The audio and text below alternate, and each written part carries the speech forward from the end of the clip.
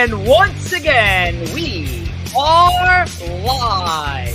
It's Empire State of Baseball, episode number 31 on this Monday, November the 21st, 2022, and exclusively on Twitch. And as always, powered by StreamYard. Welcome back, ladies and germs. How are we doing today on this Monday of Thanksgiving week? We got a holiday ahead of us. It's been 2 weeks since I've seen the three of your ugly faces. But how's it going over here? Somebody jump out and say something. Corey, are you on mute? Corey might be on mute still. Corey, he's not on mute. His headset's not plugged in. Nope. Nope. No, we lost Corey. I feel like I'm at work right now. Nope. Technical difficulties. I am okay. Watched my soul get crushed by the New York Jets in the most Mets way possible, may I add. Rough. I wouldn't even like offend the Mets by saying that's a Mets way. That is a Jets, a Jets, Jets way to lose a game. It is a walk-off, balk, whatever you want to consider the nature of that baseball equivalent being. It is shades of Deshaun Jackson versus the Giants. There's just nothing else to say about it. So it was a rough weekend in Jets land for me and Corey. I know Corey was by my side watching the game, and we both had a little bit of misery. But, you know, I am anxiously awaiting a free agency for baseball. I'm hoping that we usually see a little bit of a movement around Thanksgiving. I know a lot of players like to go to home to their turkey, knowing where they're going to be next year. True. So we might get a little action this week. I don't know if anybody major signs, but I can see a couple of sign-ins sneaking in the next few days. And at this point, there have been a couple of big signings. We covered 2 weeks ago on the show that Edwin Diaz is re-signing with the Mets, and I'm sure we'll touch base on that re-signing and more. Obviously, the Mets made a couple more moves, some smaller depth piece moves. The Yankees did the same, pulling a guy like Junior Fernandez from the Cardinals. But there are some high-profile moves the Yankees make. And on that, we're going to talk about tonight's show. Tonight's show is episode 1 of the offseason series. And for the offseason series, it's a little bit of a different, slightly different version of how our regular 30 episodes went for Empire State of Baseball, where it's going to be a little bit less segmented. We're going to be more touching on 1 point or 2 points rather. And tonight we're focused on the New York Yankees and their 2022-2023 offseason agenda. Tom and I had to basically pull a Brian Cashman over this last week and figure out how we could better this team. And there's some interesting scenarios that we're going to toss out there in a few moments. But if you follow us on Instagram, you can also check out and follow along with us, our game plan sheets, our blueprints for the New York Yankees offseason upcoming. We're still waiting on Corey Favs to rejoin us. He was having some technical issues. So I will take this one on behalf of Mr. Corey. And make sure to subscribe to us on Twitch. Download the Twitch app. Subscribe to Empire State of Baseball. And our Twitch link is located in our Twitter bio at ESB Podcast. Make sure to give us a follow on Twitter. Find the bio, find the link, click that link, and then join us for tonight's show as we talk about New York Yankees baseball like all times, Thomas. Like all times. Like a classic Savages in the Bronx episode with Joe here. That would be something. I don't know how good old times that would be if Joe was involved in a Savages episode. You need a contrarian. You need a contrarian to. I don't know. To be fair, Rich and I were pretty critical of the team all last year. So you wouldn't have made much of a difference. It just would have been 3 guys taking a shit on the Yankees. So yeah, and there was a lot of it. That 2021 season was a lot to digest for those episodes of Savages in the Bronx, which I'm sure you could find somewhere in the annals of YouTube as well if you want to check it out. But we're going to stick with our show, Empire State of Baseball, and we're going to kick things off with the Bronx is burning. And we had a couple of notes that happened over the last week or so, and this one kind of came out of nowhere here, Tom and Joe, with the Yankees re-signing Anthony Rizzo. we've heard from multiple reporters / fans / pros that believe that Rizzo and Judge were just going to be tied at whatever team they're going to end up at. So it's kind of surprising that Rizzo was the first peg to fall first before Judge. So Rizzo returning to the Yankees for a 2-year contract, $20 million per year. I think it's actually 17 with the $3 million in bonuses. So Rizzo back with the Bronx. It's a weird contract because it's really a 2-year deal, but there's a 3rd-year buyout for $6 million. So that's how I think the reason why Rizzo signed so early is because he got the qualifying offer, which is like $19 million. So the Yankees basically found a way to pay him more than $19 million a year, but it counts less against their books because it's really 17 a year, and then the $6 million that so I guess assuming they're just going to give him to walk in year 3 unless they want to renegotiate or redo something. I was surprised too that it was done so quickly. I don't know how much stock I bought into like the whole Judge and Rizzo are tied at the hip because Judge is getting ready to get $300+ million, and I'm sure he really likes Anthony Rizzo, but I'm sure he would also like $75 million more from like the San Francisco Giants, and I think he would say, "Hey, Anthony, I'll fly you private out to hang out if I really like you that much." So I don't know. I think a lot of that was some reporter conjecture that was out there. I'm sure they really do like each other, but I don't think it was. I don't think this is the guarantee, guys. Judge is back. Let's celebrate. Oh, now we can celebrate though. Corey's back though. I am back. Pop the champagne. On my phone, my computer blue screened at the start of the call, so I probably had a laptop to my Black Friday shopping list. Oh yes. Boy! So, I got stuck. Someone in the comments put a good link. Someone in the comments put a good deal for Corey to get a good deal on something. Yes, absolutely. We'll make sure that we'll be on the lookout for that. Welcome back, Corey. Thank you. Appreciate you joining the show officially. Finally unofficially. Yeah, my computer got caught. I knew I was in trouble when it said update starting, and I couldn't pause it, and it just froze completely. So, but at least I made it, though. At least I got the he is here, committed to the craft. So we are talking about the Rizzo re-signing, and Joe, we're just going to toss it over to you. So, amid all the conjecture around Rizzo and Judge, Rizzo, the first to sign, headed back to the Bronx. Listen, I mean, I think this actually got done simply for the fact that there was rumors that Houston was interested in Anthony Rizzo.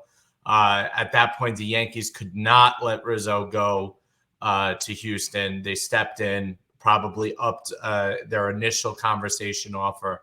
And I think Rizzo was more favorable to the Bronx anyway. The fans like him there. He fits that team very well. He's got the short porch in right that is made for his swing. So listen, Rizzo is a good Yankee. He is a good player. He's no longer the point where he's a star player and can be the guy that carries your team, but he is a good complementary piece. I think the Yankees did good here in re-signing him. They didn't really break the bank for him. I think you said it right. It was basically a 2-year, $20 million a year. And I think he makes a good, a nice piece to that lineup. He's that lefty kind of power bat that they've been craving for so long. And now that they got him a couple of years back, they've decided not to let him go. So I think that's a good move for them. As far as the notion that Rizzo is going to impact Judge whatsoever, I don't think that's true. I think Judge it's going to come down to dollars. He's not going to give any hometown discounts. He's going to go wherever pays him the most, is from what I can see. And, he's going to be between New York, San Francisco, maybe the Dodgers. Now that they cut Bellinger, who knows? We're going to see what's going on. But I don't think that Judge is going to say, well, I'm going to take $20 million less to go play with my buddy Rizzo versus taking a bigger contract in San Francisco or wherever else it would be. Mm-hmm. So good piece, good signing. This it doesn't improve the Yankees, but it keeps the Yankees the same level if they re-sign Judge. If not, this move kind of doesn't have much impact overall. I think Judge is the biggest impact piece that the Yankees could add or subtract this year. Yeah. Corey, I mean, when it comes down to Rizzo, I think one of the things that, if it wasn't mentioned before, is also his leadership. Having a guy like that who's got a World Series ring under his belt, a lot of young players he takes under his wing. He's definitely a team player and a leader at that. So a huge value add for the Yankees there, Corey. 100%. No, I totally agree with that. And even last year, I remember when they had the whole first baseman frenzy last year. You had Matt Olson on the market. You had Freddie Freeman on the market.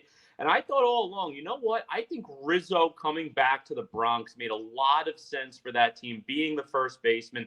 He's come over. He's been a great guy, great clubhouse guy, great teammate. He fits in perfectly with the team. And listen, would have Freddie Freeman been an awesome asset? Of course. Matt Olson, of course. But Anthony Rizzo, what he's done for this team, you can't complain at all. Solid pickup. Love the contract. You're not breaking the bank for him. You're not locking down a guy for 5+ years. It's a reasonable contract. So as he naturally starts to decline, you're not locked into that long-term deal like you would have with a Freeman or an Olsen too. So I think it gives him a little bit of flexibility in the long term. And in the short term, like you said, great leader in the clubhouse and a productive bat. You know he's going to be hitting 3, 4, or 5 for you in the middle of that lineup. So going to be in a big RBI spot for sure. And I'm happy. If I was a Yankee fan, I would love it. Yankees would have been in some trouble not resigning him. Also, the free agent first baseman market was basically him and Jose Abreu, who's a righty. And after that, it wasn't much. So they would have had to have made a trade, which I know we're going to get into some trade talks later. But he really was probably the best on the market for this offseason. So it's good that they just kind of cleared that and can work on the big man now. And of course, assigning Sal Tom and I's game plan for first base. So there you got. I mean, I'm sure I think Rizzo was going to make it anyway for me, even if he had still not signed at this point, but definitely maybe Tom and I here. Yeah. But next point, and we're going to talk about Tom's favorite player, Isaiah Kiner-Falefa, tendered a contract, $6 million over the next year. The Yankees had a chance to non-tender him, save themselves a few bucks, and rely on their younger guys coming up through the system, but they figured IKF is still going to be our bridge here to the future. Isn't that right, Tom?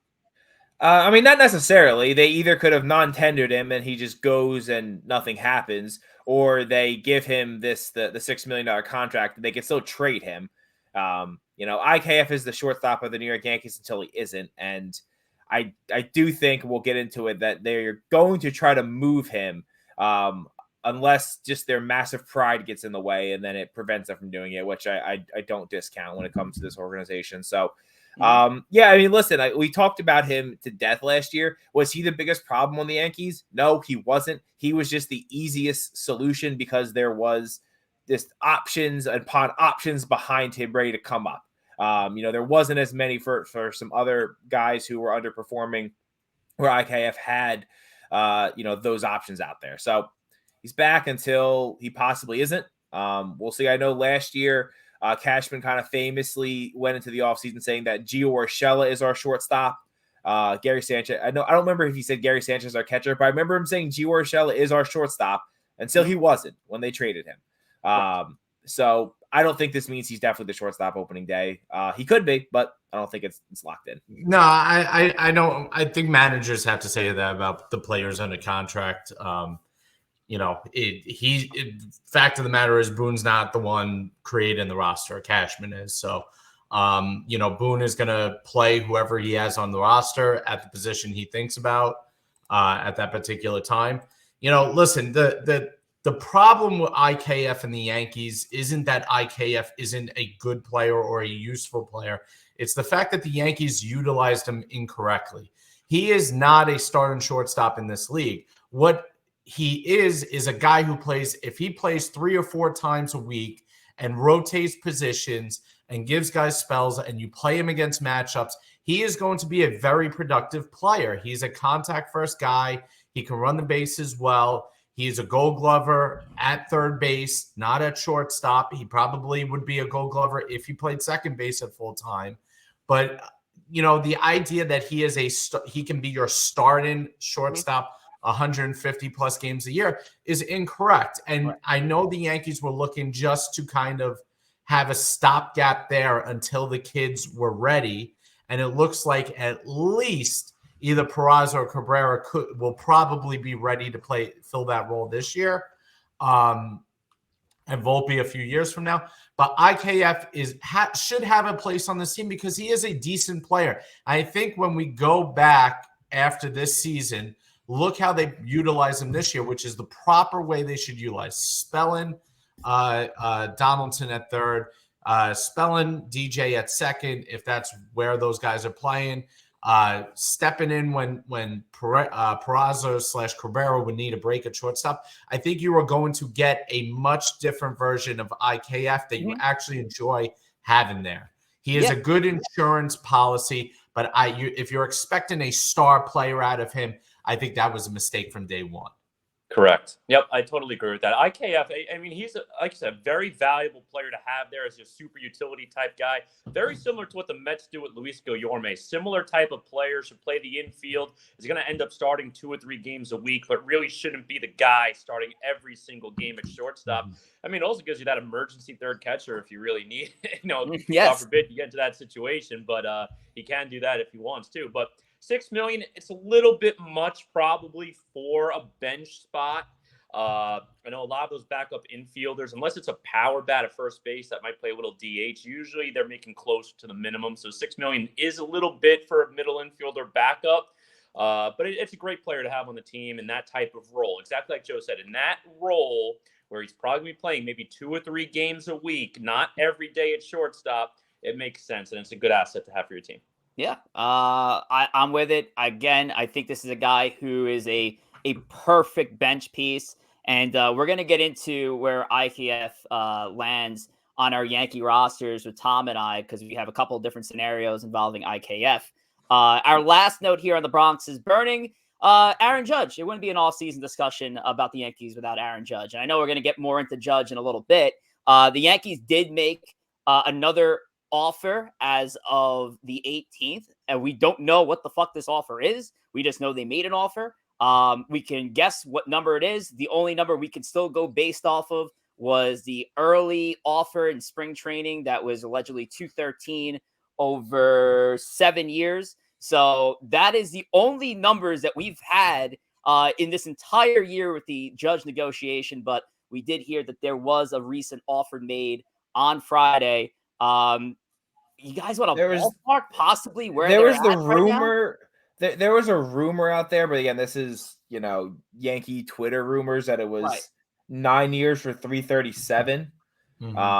Which I don't know. I really went down that rabbit hole, and it was like a guy tweeted it, and then someone who's like a kind of a respected voice retweeted it, and I don't know. Like it'd be interesting if that's actually accurate or not. And it's hard because Twitter is the wild, wild west right now. Yeah. It's hard to believe anybody. I mean, if that is accurate, it was $337 over 9, which would be about 37 and a half, a little under 37 and a half. Which, like, if that is the actual offer, I think that's a fair, like, hey, let's get started. I think I don't know if we just want to roll into it now, Rich, but the Yankees, I don't think they can afford to mess around with this. I don't think they should be trying to, like, all right, let's try to save $750,000 a year on this. Like, they should really put forward what is their damn near best offer and say, like, let's get this done. Like, you pull a Mark Cuban on Shark Tank, hit him with the shot clock, and say, not exactly like that, but like don't lowball him, and then have him shop it and piss him off. If you respect him, give him a good, fair offer. I think we were all in agreement in the offseason last year. What the number was, like 230 was the offer. Was at that point a pretty fair offer. He went off to have one of the greatest offensive seasons in baseball history, so that number is going to go up. But yeah, I just make him a fair offer, and let's try to knock it down, and so you can move on with the rest of your plans, because this team does have a lot of holes, and you don't want to have to wait until January to know if the biggest hole isn't going to be filled. Listen, I don't think I can't put much stock into that offer being legitimate, because that would be his AAV would be 37.4 in that offer per year. Trout's record right now is 35.5. That would put him over Trout's number. unless he just wants to go and break the bank and get to $40 million AAV, I don't see Judge turning that kind of offer down. So I don't think the Yankees are at that point yet. I don't think they're willing to go to the 9th year if that's what they think it's going to take. I would think that if that offer was seriously on the table, that we'd be much further along in the conversation that we are. I don't think that offer is accurate. I think that's just Twitter hearsay or speculation. I think that's fair. And that would be what, $120 million increase over their previous offer. Roughly. You know, I would think they would try and keep it under 300 million initially. And when push comes, I don't think they will. I don't think now that he's an actual free agent, you could do that. I don't think you could say we're going to offer you 280 because then it's just you've already kind of pissed them off by releasing the number before the season started. Sure. So then like lowball him again, or quote unquote lowball him, like against what his market value is going to be. I think you that could really cost you. And then if you do sign him, it's going to really cost you in the end because then he's going to absolutely take Hal, hang him by his feet, and shake every penny out of him. Right. Listen, I mean, you know, the Yankees are in an impossible situation. This is it. I mean, if Judge does not re-sign, this team will not contend. There is nothing that you can put together that will make this team a top of the division team without Judge next year. I do not see Carlos Correa playing shortstop is not going to give you Judge's production. And there are too many holes in this lineup and too many holes on this team between the Hickses and the Donaldsons and Stanton being hurt every other day and not being productive every time he gets hurt. I mean, I don't see Judge carried this team. So I don't see where the deconstruction of the bullpen is another thing, and we'll get into it more. But this is it. If you do not sign Judge and do not break the bank, it's time to rebuild because that's it. I don't see them competing for a World Series without him. And we'll see. I think that $300 million. I mean, that to me is like the magic number right there. $300 million. Are the Yankees going to break that threshold to go out and get Judge? The only way I don't see them breaking that $300 million threshold is if they maybe go 1 or 2 years less, but you're adding on value per year to that contract. Maybe if you were to be around right now, like around, let's say like 290, but you're adding, it's more, one less year, but a little more money for that year. That's a possibility. But I think $300 million is a sweet spot. And going back to spring training, when they made him that offer, I thought it was a very, very competitive offer. I actually thought Judge wasn't smart for turning it down. But sure enough, he had the greatest contract season you could ever have in the history of baseball. Yep. So I don't think anybody predicted 62 home runs when he turned it down. Unbelievable. When you would have told me $217 million, I thought that was a very, very competitive offer. And now he's going to turn that most likely into $300 million. So, I mean, good for Judge. Great for him. Terrible for the Yankees. They wish he took that first contract, but great for Judge. Absolutely. And speaking of Judge, I think we have to make a note here since our last show, we were covering the awards for Major League Baseball and making our predictions of how those awards would go. And Aaron Judge came away the American League MVP. It was not a unanimous vote, so two writers have to get their head examined. But Aaron Judge is your 2022 American League MVP. So Joe all is right with the world. Shohei, not the MVP of the AL this year. I mean, the fact that Shohei got 2 votes is absurd. I mean, again, second to last place team, guy who breaks the home run record and takes his team to the 2nd or 3rd seed in the league. Like, it's not even close. It's not even close. We need to work on this definition of what an MVP is because we go through this routine every single year and we get some smart aleck bean counters who think that they can reinvent baseball and know what valuable is when the team is 70 and 92 or whatever the hell they were. So I can't with them. I can't with these clowns. All right. Judge was the MVP. And if anybody thought anything different, you need your head examined. Oh, Benny Verlander. Yeah, these guys are ridiculous. But Judge deserves. I don't know if Ben Verlander is still alive after what Jeff Passan did to him, and then he deleted it. But oh my God, Ben Verlander shouldn't even be. He is famous for one reason, because his brother has won 3 Cy Youngs. Yeah, that's why Ben Verlander is relevant to the world. He's not a relevant baseball aficionado, and they're acting like this guy is the sabermetric darling. He hoots his brother's horn. That's it. That's what he does. Ben Verlander in the minor leagues experimented as a two-way player, so he can completely understand how hard it is for Major League Baseball. Let's stop talking about Ben Verlander. How hard is it to hit 62 home runs? Only 4 people on the face of the planet ever did that. That's pretty hard too. And the two-way player played last year and won the MVP. We get it. Ohtani's great. He didn't make history. He didn't break a record. He didn't break the real record, but he broke the record for the league. So come on. I mean, let's be real. Listen, after all the nonsense, Verlander lost my follow on Twitter. But Tom, I know 4 people who deserve a follow on Twitter. What do you got? Listen, Twitter, if depending on when you're watching this, was a website, an app that used to exist where people would mostly tweet nonsense. But again, it may or may not exist by the time you watch this later on YouTube.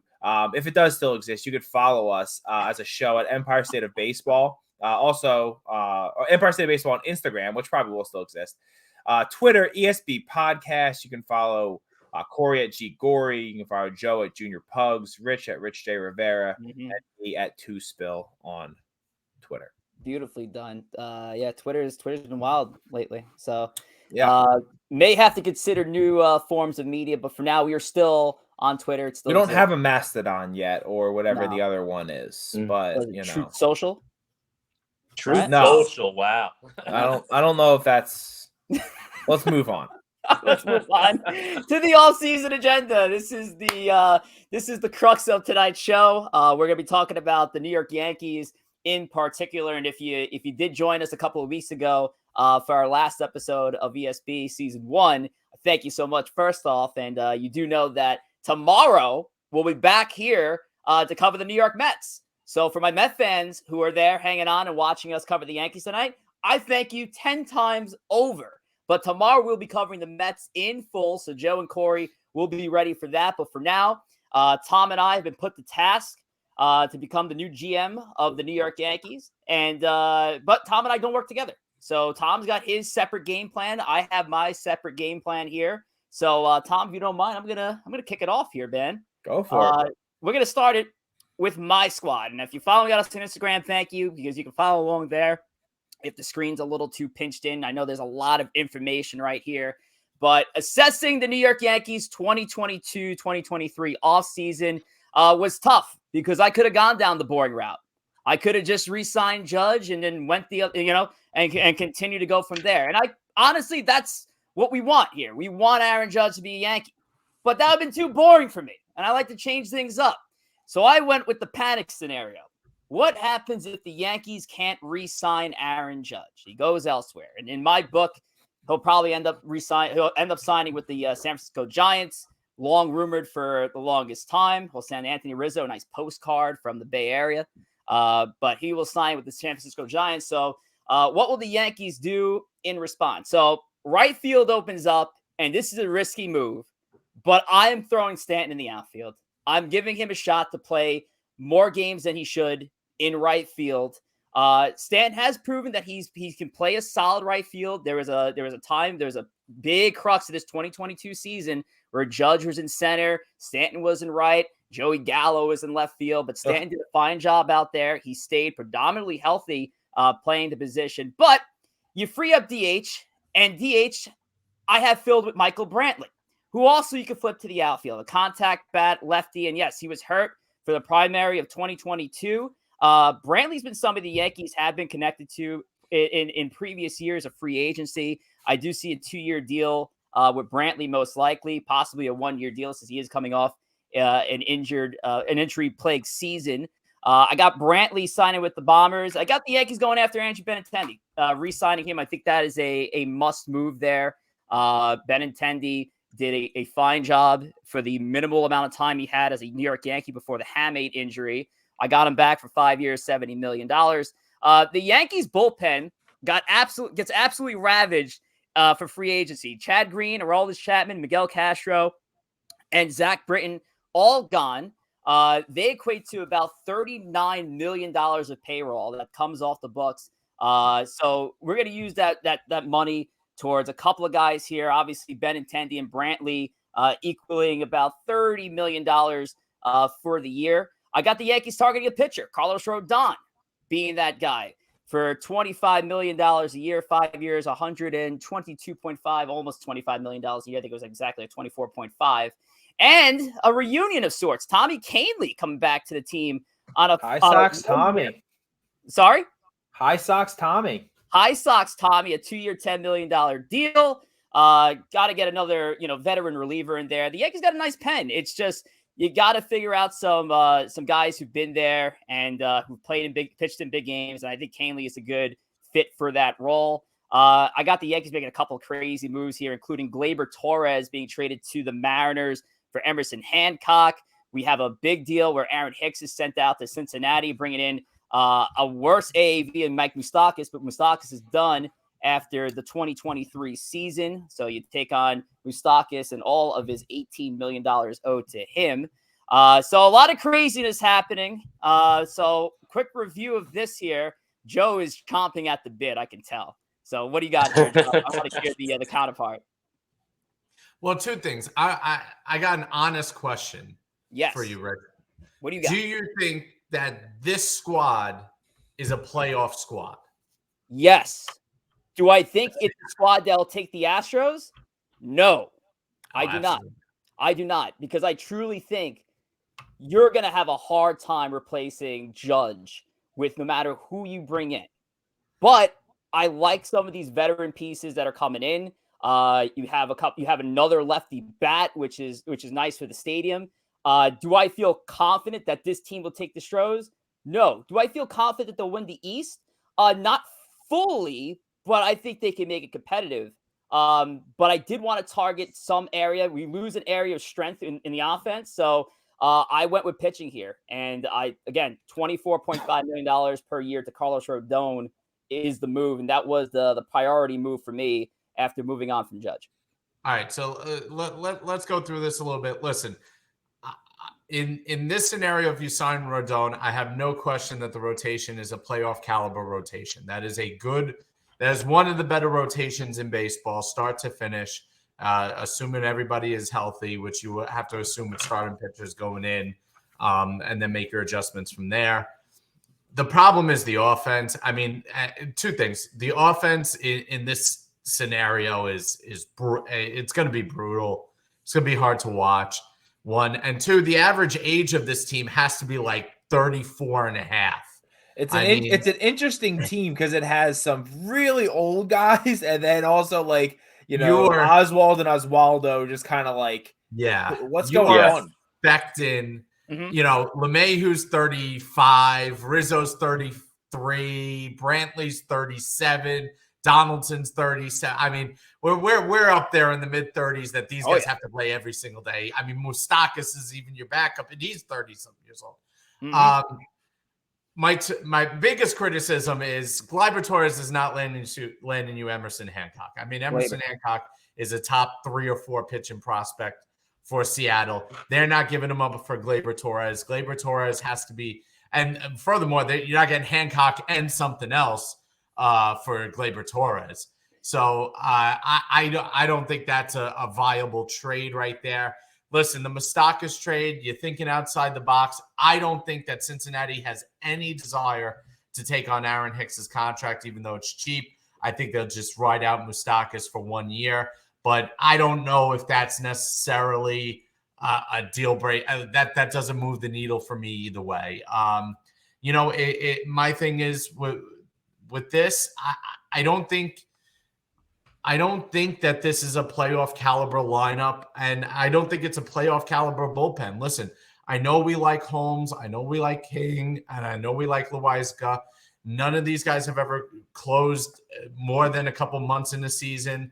I don't know. I mean, this is a long way from the glory days of 3 years ago with Chapman, Britton, Green, and Canley all at their peak. I mean, that's a big step down from that prime. And I know you have to, and we don't have much choice, but that would be my primary concern. I don't have any faith in that bullpen going into next year. You never know with these arms. They have nobody in that bullpen that is established for more than 1 year. And I think that's a huge risk going in to the next season. I got to say, as a Yankee fan, I don't have a lot of concerns with that bullpen. I think and also a bullpen is usually the easiest piece at the trade deadline. If you're in it, you can go out and get a real established name. That's true too. Loaizaga and Holmes, right? They have been really good, but Michael King last year was phenomenal. Marinaccio was really good. Wandy was really good. Lou Trevino isn't that far off from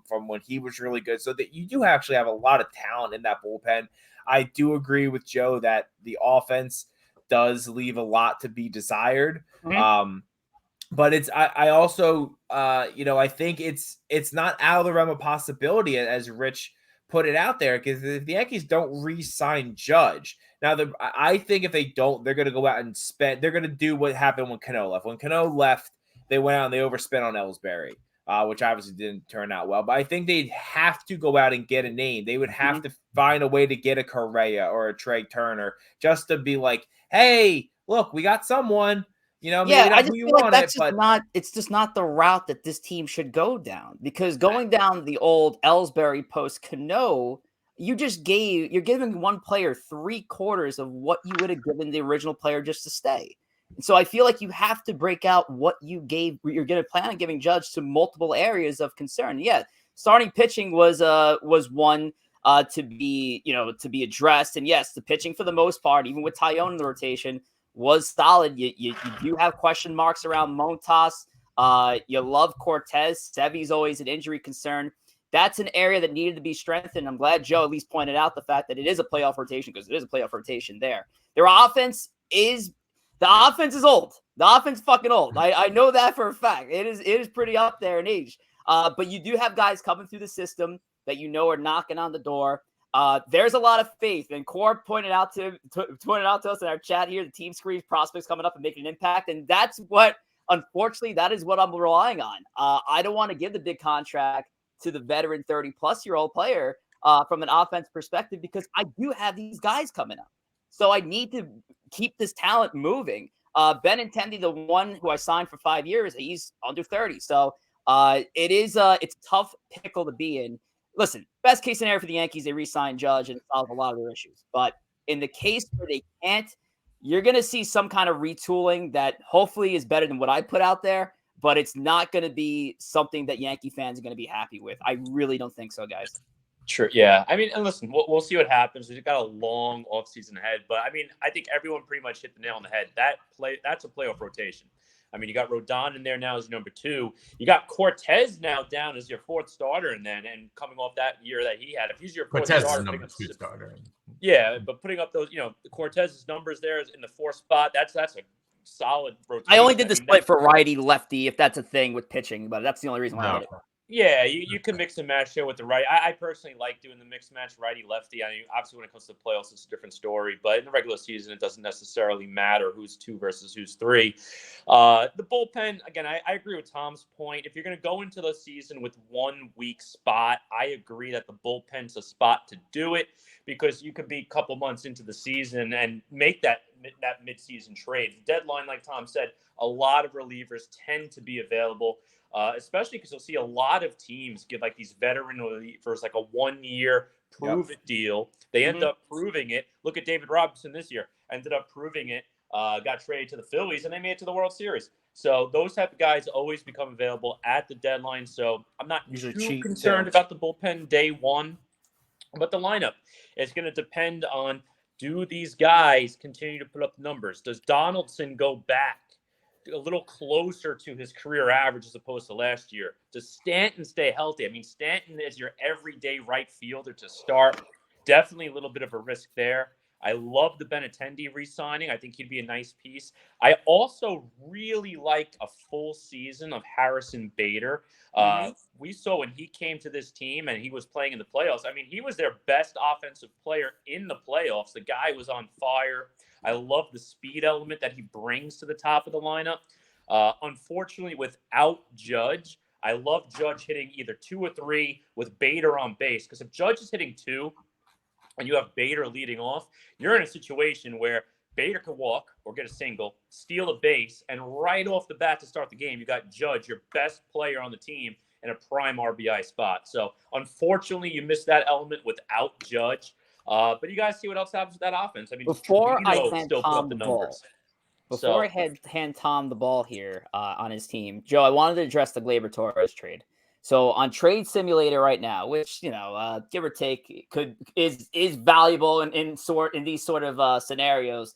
The Bernardino and Hancock for Torres, the Mariners are getting 4.6 value, Yankees getting 6.8. So the Yankees do win in that deal. But in reality, the Mariners are connected to the Yankees. They do have some interest in bringing in Gleyber Torres. That's been known. They're looking to shore up their middle infield, and obviously for Torres, it'd be second base for him. So there is interest there. I don't know how desperate they are to make that move, but there's going to be some kind of similar move there. If it's not Hancock, it's going to be a solid pitching prospect to come in. Listen, I know Torres' name is out there, and especially connected to pitching. I guess my big question is, if you lose Judge, should the Yankees go into a rebuilding mode?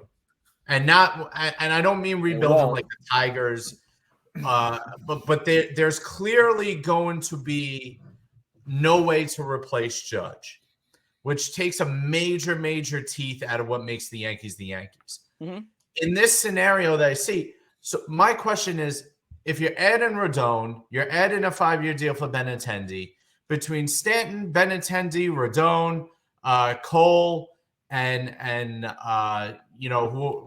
the 2-year deal for Rizzo and LeMahieu, you're going to be at $130-something million payroll. For me, if I lose Judge, I know the quick impulse is to go out and get a bigger name, but if I have to wait for my kids to come up anyway, I don't want to add $30 million in payroll for Benintendi and Rodon. More than that, the $40 million of payroll over the next 5 years per year for Rodon and Benintendi, if I'm waiting for my Volpes and Dominguez's to come up, because by the time those guys come up, reach their potential, these guys are going to be on the back end of their contracts, are going to become anchors, as well as Cole, I mean, who has starting to see decline. So I don't see, long-term speaking, the signing of Rodon being a benefit. I understand his utility in the next year or two, but if you're going to do a soft reset, go with the contracts you have, try to improve around the margins. I think that you got the Michael Brantley contract nailed on the head. You want a player like that or a Michael Conforto for a 2-year, $30 million deal. It's a fluff deal. If they want to stay for a second year, great. If not, see you later. And then you start plugging your kids in, which you did with Peraza here. And I'm assuming once Donaldson's off the books, you're going to bring up Volpe and Peraza will shift over or vice versa. It could be sooner than that. I mean, LeMahieu has almost served as that bridge now to a guy like Volpe to come up. And yeah, you have Donaldson coming off, Moustakas is coming off. I hate to throw this out there, but also Bader is coming off. I'm sure the Yankees are hoping Bader is going to have similar success that he did in the postseason. They re-signed the guy, but we'll get there. Of the new players that I'm bringing on here, including Anthony Rizzo, who I don't have highlighted only because he's already signed, it's a combo of $93.5 million in payroll coming over to the team in this offseason. So it is a lot of work. I don't think there's a right answer, guys. If Judge is not on the Yankees, I don't know if there is a right answer. But this is what I got. This is what I could do with my resources. Hopefully you liked it. You comment on it. You appreciate it. But now we got to move on to Tom's team. So Tom, what's the game plan for the 2022-2023 offseason? Sign the big man. It's go out, and it's like I was saying earlier, it's make him the offer that he can't refuse, and it's let's go from there. So I have them signing a mega deal, 8 years, 346 and a half. I think it was 8 years, 38.5 million a year. Again, I don't think the Yankees should mess around with him. I think you give him the offer. And you say, like, let's go. We have a lot of other things to do. And I think if they don't sign him, like I said before, that there is a scenario that they end up with a team like Rich has. And I don't think they want to have to explore that. So they would like to get it done sooner than later. I know Judge has already mentioned the winter meetings once. So I anticipate him signing wherever that's going to be in the next couple weeks. Winter meetings, I think, are December 6th or something like that. So I think we'll know in the next few weeks. So it's go out and sign him is number one. And from there, it's trying to clear off some of just the excesses on this roster that you need to get rid of. I have the Yankees unloading Josh Donaldson. They throw in another just mess of a person, Domingo Germán, and then Trey Sweeney, who I'm sure is a lovely guy, going to Arizona. He is a great guy. Going to Arizona, $2 million thrown in there for funsies, for Mark Melancon, the reunion there. Really just kind of trading bad contracts for bad contracts, but Melancon's is not as long. And, you put a vet in the bullpen and, you kind of see what happens with there. I have where there's smoke, there's fire trade. The Yankees were apparently very close to acquiring Pablo Lopez from the Marlins at the trade deadline for Gleyber Torres. It didn't happen. There's something happened at the last minute, and who knows? I'm sure it was some sort of a prospect tied into the deal that the Yankees balked at the time. But I think the problem we've seen with this team for so long, and I don't know if they're going to actually do these things, is you have these excesses in places, and you have a lot of non-flexibility in your roster, and I want to move through that. So I think Gleyber Torres gets a lot of unneeded hate from Yankee fans and non-Yankee fans. He's a good player. He had a good 2022 season. A season that from a second baseman, I think most teams would be very happy to have. He's still a young player. I think he still has real value. Everson Pereira, one of the Yankees' top prospects as an outfielder, and then throwing in Clark Schmidt there as just to kind of sweeten the deal a little bit more for the Marlins. And then I had the Yankees sending IKF. I have him sending him to Oakland for a low-level prospect. You could just copy and paste anything in there for Oakland. Very nice research there, Tom. Yeah, no, but my point is, like I said before, I don't think IKF wasn't the issue. I think having a scenario from a team aspect of you brought in a guy last year to be the bridge, and then you bring Peraza up. If you keep IKF around and he's I just think it makes for bad team dynamics. Again, not his fault, but I think he has to go. And I think you just kind of ship him off. So you're saying IKF is the Gardner blocking Clint Frazier situation? I don't want to call Oswald Peraza Clint Frazier or Jackson Frazier if we're trying to be accurate here. So, yes. A lot of different, I guess in some ways, yes. In other ways, no, because Brett Gardner was also a career Yankee, won a World Series with the Yankees, was an important player. IKF was meant to be a bridge. I just think there's a lot of bad blood, and it's a weird situation that you're just better off, you break up and let's be friends. No, we've broken up and I don't want to talk to you anymore, and let's send you away and thank you for your service to the New York Yankees. But he's a useful player. I don't understand why you would just ship him off so quick. Nobody on the Yankee team blames IKF for not. No, I think they all like him, but it's a weird situation where he shouldn't have been the shortstop for as long as he was. Then they kind of we bring up Peraza. We don't know. We still have Volpe. I think it's just the Yankees would be better off, although he is, I agree, a valuable player, a player that can contribute to a winning team as a bench piece. And I think it's just it'd be better if we saw different people.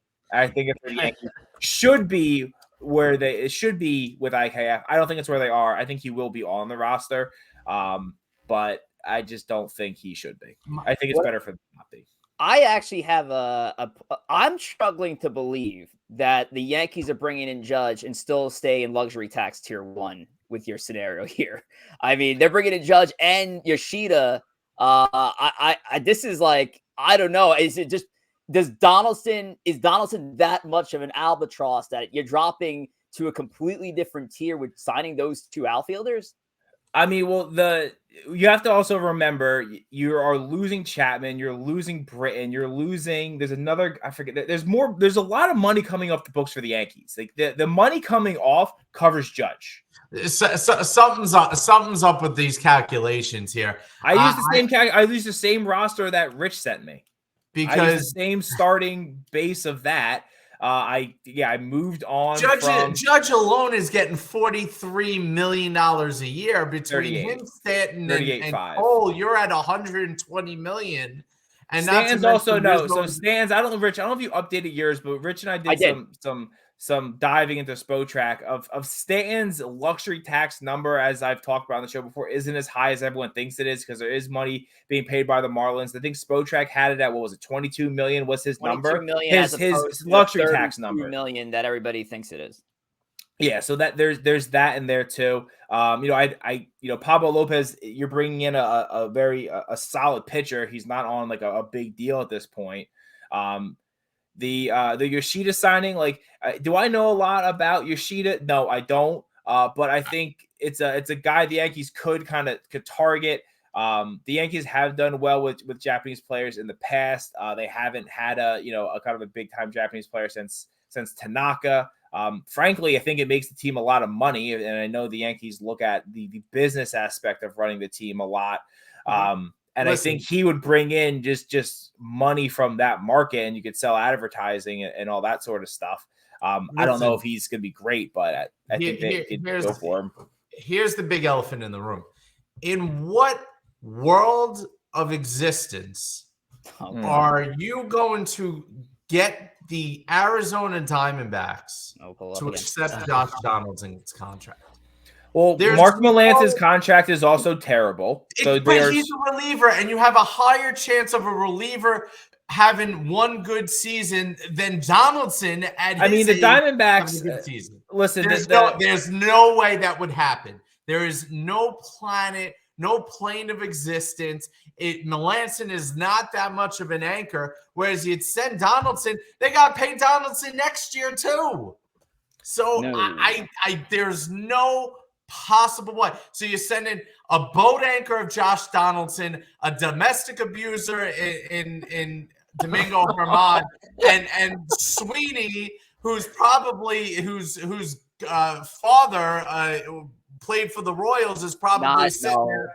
I don't know if that's true or not. Not Mike Sweeney. Come on, this is like a Trey Sweeney scenario. Trey Sweeney is one of the Yankees' many kind of highly ranked shortstop prospects. The Yankees have to do something with those shortstop prospects coming up, and he's a great guy.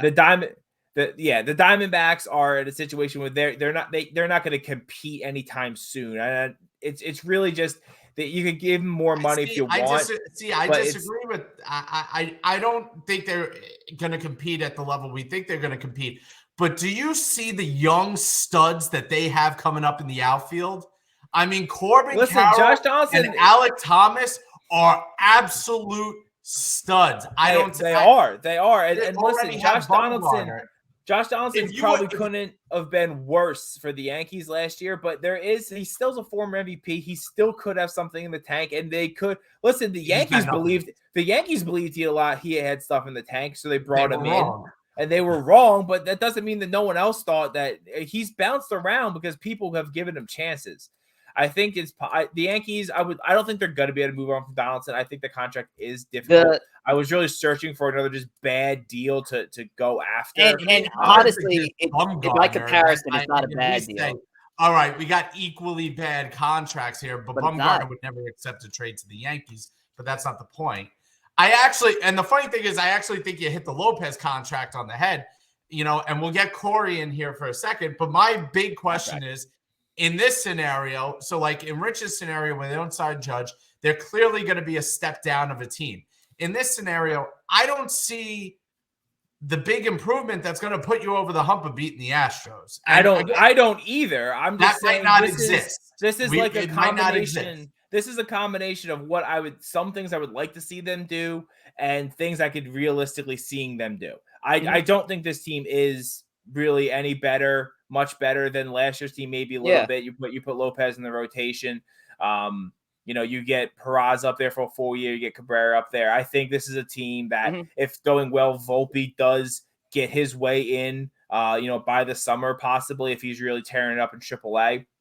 I'm not saying this team is going to beat the Astros. I just think it's a team that is you're gonna spend a lot of your money on Judge. I feel like some of the template is when the Yankees wanted to go out and get Cole, they went out and spent a ton of money on Cole, and like that was kind of like the thing they did. That's what they're gonna do here, and trying to shed some of the excess. I had a couple other small things in here. I had them going and signing. Well, let's get Corey in here for a second. Yeah, because I think with the big thing with the Yankees and Aaron Judge, I mean that to me, if you're not bringing back Judge, you're going to lose a lot of that fan. I'm not going to lose the fans themselves, but you're going to turn away some of those fans. They're going to be so pissed that you don't bring back Judge. So just bringing back Judge alone is going to spark that fan base. They're going to be pumped that they're bringing back an historical talent with that 62 home run season that he just had. So obviously Judge is the big piece there. I also love that Pablo Lopez trade. You brought up a great point before that was a trade that looked like they were about to make at the deadline last year, bring Lopez in. Obviously, something fell through somewhere, but I like Clark Schmidt. Good player. Gleyber Torres, good player. But Pablo Lopez is a very nice piece to add to that rotation. I like it a lot. Yoshida in the outfield, that's a little bit of a curveball. You never know what you're going to get with these guys coming in. They could be solid players. They could be below average. I think it's a decent gamble though on 4 years, $60 million. Not the worst contract in the world to take a good gamble on. From what I've heard, he's got some pop. He's got a great eye. Lefty. Yep, exactly. Lefty. Yankee Stadium, lefty. See what happens there. And this particular scenario too, you get what I mentioned before. You get Harrison Bader 1, Judge 2 in that batting order, and you're going to have a lot of games where right off the bat you're putting your best player in an RBI position when Bader gets on first and steals the base. So I like it there. I don't think Harrison Bader is a leadoff guy, but I also do hate Judge hitting 2, especially and also I know they're hitting him leadoff just to kind of get more at bats, but I would really love to see Judge 3 or 4. Then I want to see him on with guys. I know you'll lose him at bats late in games, but you want to see him up with guys on base. The Judge solo homer is just it's depressing. The last 2 quick points I'll make on Tom's team before we move on to the end of our show, because we are nearing 8:00 already. The Yoshida Lopez moves. I mean, it basically fits like a glove if it's not Benintendi and Tyone. So are you really moving the needle with these two? Probably not. Maybe they're an improvement. I never said I was either. But it is a very similar structure you got. I also did look into the Donaldson-Melanson deal that you had with Trade Simulator, the baseballtradevalues.com. Diamondbacks getting at negative 8.8 value. The Yankees at negative 7.2. So the Yankees slightly getting the edge in that deal, even with sending in the sweetener and Trey Sweeney. But Donaldson's $25 million compared to Mark Melanson's $7 million. They are not taking that trade. No one's going to bail out the Yankees on Donaldson. It's not happening. And that's why I went with Donaldson in my scenario. And then the piece Hicks. Could they with Hicks? I don't know if they can do that. But I think it's easier. I think it's easier to trade 2 years of Donaldson than 3 or 1 year of Donald. Yeah, 1 year of Donaldson than trading 3 years of Hicks. Yes. I think that's absolutely easier to stomach and to do. And I think you could sell that, hey, it's a former MVP. He could have something still in the tank. He still plays really good defensively. You got young guys on a team, and he could be probably not the leader you always want him to be, but he could be someone that, can really show guys, putting together a professional at bat, although he showed none of that last year. He still, has some of that knowledge out there. I don't know. I think it's the Yankees have to shed some of those bad contracts. I don't know if they're going to be able to. Frankly, I don't have a lot of high hopes that they are. I think the Yankees are probably going to just re-sign Judge, and run it back. That might that's what's probably gonna happen. But I wanted to put a little bit of like some interest into this. Yeah, I mean the Judge thing that might end up being your only premier offseason move outside of obviously retooling a little bit, bringing in some guys on smaller deals. But if you walk away with literally just Judge as your one offseason deal, does it put you over the top? Does it put over the Astros? Probably not. But you're going to save face with a lot of fans. It's hard to lose that type of generational talent. Frankly, I don't think that does save you face with a lot of fans, though, because I think the fans have seen this team just be stagnant and to go backwards against the Astros. And I think, although some fans are just going to be happy that Judge is back, if it's just, hey, it's Judge and we roll the ball back out there, I think a lot of Yankee fans are going to be very upset still with the organization. It's not enough. Like, we know it's not enough. And I don't know, maybe the trades aren't, the free agents aren't out there to make it enough. Mm-hmm. But that's not going to do it. Before we wrap up tonight's show, because we threw a lot out there over the last half hour of this segment, I want to ask the three of you guys. We did ask it sort of on Instagram. Besides Aaron Judge, what is the move that the Yankees need to make this offseason, starting with Tom?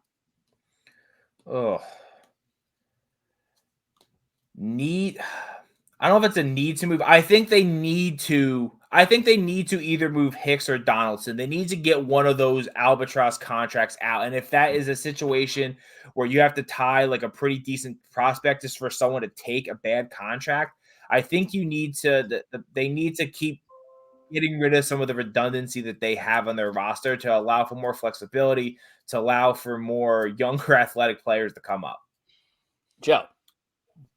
I mean, I think the move is basically having Peraza be your opening day shortstop. I mean, that's the move they need to make, because the Yankees forever have always neglected their farm system, and to come into next season and say, we expect this guy to be competing for and win our everyday shortstop now. I think that's the move, because I think that shows that you're committed to these prospects and that we have a sign of how we're going to build our team going forward. And I don't think they have that right now. Corey? Yep. And I know we said that relievers are easy to get at the deadline, and I definitely agree with that. But I do think you need to get at least that one solid late inning reliever out there. We saw what happened with the Yankees bullpen down the stretch there, and you put in Clark Schmidt in terrible situations. You could retool a bullpen at the deadline, but go out there and try to find a guy who can clean it up. I don't know who that guy is. That's why I'm not Brian Cashman, but let them go out there, get him back into the bullpen guy, and you can build out the rest later. And it's tough in that scenario, because they do have plenty of good relievers. It's just who is going to get the most important outs in the game. And they can solve that within the first month internally. You just have to ride with whoever you're going to go with. But yeah, there is that possibility that they do try to figure that out and get a veteran option that will help them in the back end and be there for the year and help them out there. So we'll see. There's plenty of scenarios. They can go, a lot of possibilities. So I thank you guys all for contributing to tonight's show, because there was a lot. And if you had a hard time following us on the show, make sure to give us a follow on Instagram at Empire State of Baseball, where we have our 2 blueprint game plans, our agendas between Tom and I, and Joe and Corey will have their Met plans posted tomorrow on Instagram. And another way to follow along is to check out the replay on YouTube. Isn't that right, Joe? Yes, you can follow full episodes of Empire State of Baseball. They are up on our YouTube page. Like, share, and subscribe. When you click on the video, if you click the subscribe button and click your notifications on, you will get a notification when our next video is uploaded. Yes, sir. Thank you so much for that. And we're going to wrap up with a little bit of a scheduling announcement. We do have 3 more off-season series episodes planned. We mentioned a couple of times now on the show. We're back here tomorrow. We run it back with the New York Mets edition of the 2022-2023 off-season agenda, as Joe and Corey will take the floor with their game plans. I already have their game plans set. They might change it by tomorrow, but some very interesting moves, very interesting scenarios. So I'm looking forward to hearing more about that tomorrow, 7:00 p.m. Eastern time here on Twitch. Also, December 5th, which is also a Monday, episode number 33. We're going to be covering the winter meetings, as we'll be in the crux of the winter meetings. We're also going to touch on the contemporary era committee. I believe by that point, we'll find out who the winner is. I think we figured that out. Yeah, I think it gets announced the Sunday before the show. I believe that's correct. Yes. So we're going to get involved with the contemporary era committee and the winter meetings, and then we take a long break. We go about a solid month and a half before our next episode between 33 and 34, and we'll be covering the Hall of Fame at length, January 23rd, 7 p.m. Eastern time, also on Twitch, also on a Monday. I know Joe's very excited to talk Hall of Fame. He's a big Hall of Fame guy. Big Hall of Fame guy. Yes, love it. So we'll see you guys for those 3 episodes, starting with tomorrow's New York Met edition of the off-season agenda. We'll take it around the room. We're in Thanksgiving week, so we got to throw out some special thank yous. Tom, kick it off. I'd like to thank Aaron Judge for signing an 8-year contract with the Yankees, making $38.5 million a year. Thank you, Aaron. I think that was your problem. I calculated a 43.25. So unless you got deferrals in there, no 30. Joe's giving that contract to Judge on the Mets tomorrow. We'll see. Joe, what do you got? Well, I'd like to thank Rich for having me do this 2 days in a row. So yeah, we're gonna see you tomorrow, and I'll come up with more meaningful things. I'll tell you what, instead of a thank you, I'm going to put a thumbs down for today. A thumbs down goes to Windows for deciding to do a Windows 11 update at the very start of the show, putting me on my phone for about 30 minutes. So thumbs down to Windows. Corey, I love the smooth transition from the phone to the desktop. Right? Joe, I didn't even notice it, and I saw 2 of you, and I was like, I got scared a little bit. Yeah, special thank you to everybody who tuned into tonight's show, especially the Met fans out there. A couple of Met fans are tuned in, watching the Yankees all-season review, so I thank you so much. Hope to see you tomorrow for your side of the fence. And not really it is a thank you in a way, and a shout-out to my sister who gave birth to baby boy today. Congratulations yet again. Uncle Rich. Go by DJ. So I hope he's a Yankee fan. So congratulations, Danielle and Chris. Also, real quick, I don't know where my math came from. Joe is right. It should be, if 38.5, 308 for Judge. I don't know where that other number came from. Clip it. Yeah. Tom, Joe is right. On right. Yes. You're starting to catch on, Tom. I have no problem admitting when I'm wrong. I'm just rarely wrong. All right, tomorrow at Tuesday, 7 p.m. Eastern time, right here on Twitch. Take care. Yep.